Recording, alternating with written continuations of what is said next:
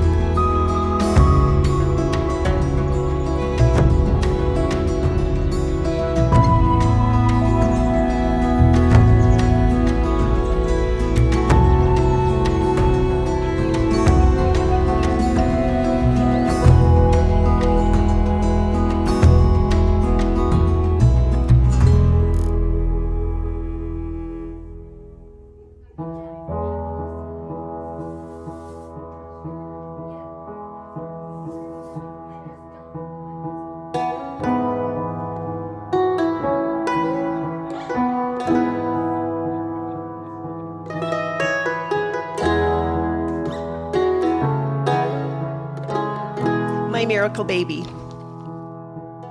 Hey, it had been a tough year prior, and even though the doctor said you weren't there in the ultrasound, I knew you were. Your life has been a living testimony of God's grace as He brought you through some very tough moments.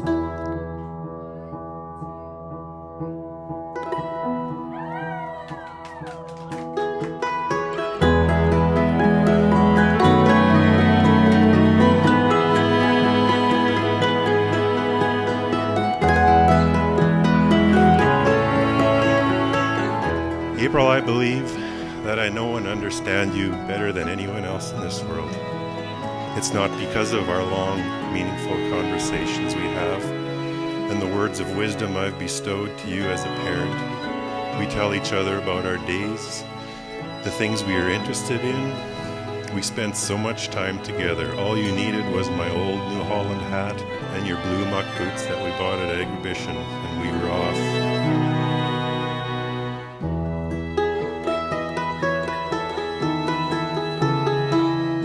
When we were looking back at doing this little speech, we were looking at Brett's character over the years as a little guy to now when he's an older guy, a young man. And it stayed very steady and consistent over all of those years.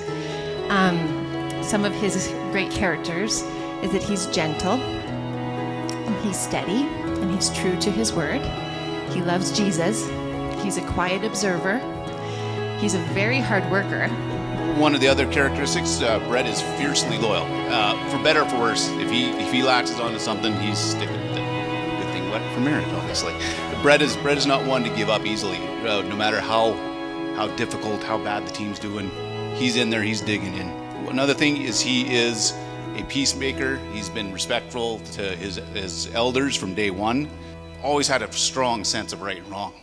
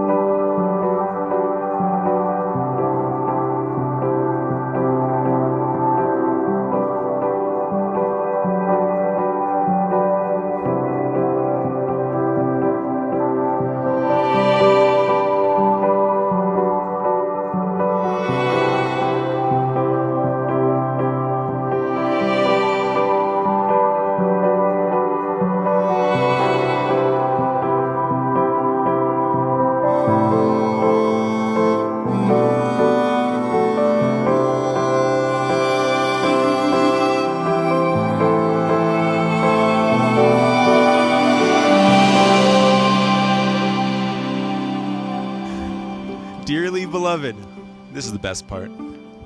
We're gathered here today in the presence of our friends and our family, in the presence of God, to witness the joining of two beautiful people in holy matrimony, Brett Freisen and April Hildebrand.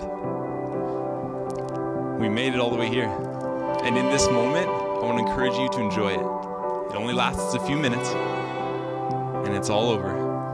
And all the decorations and the budgeting and all the planning and organizing was for the two of you to enjoy this moment. So do enjoy it. Don't be afraid to look into each other's eyes and pause as we go through this. This moment's for you. And it's for your moms and your dads, and it's for your family to celebrate.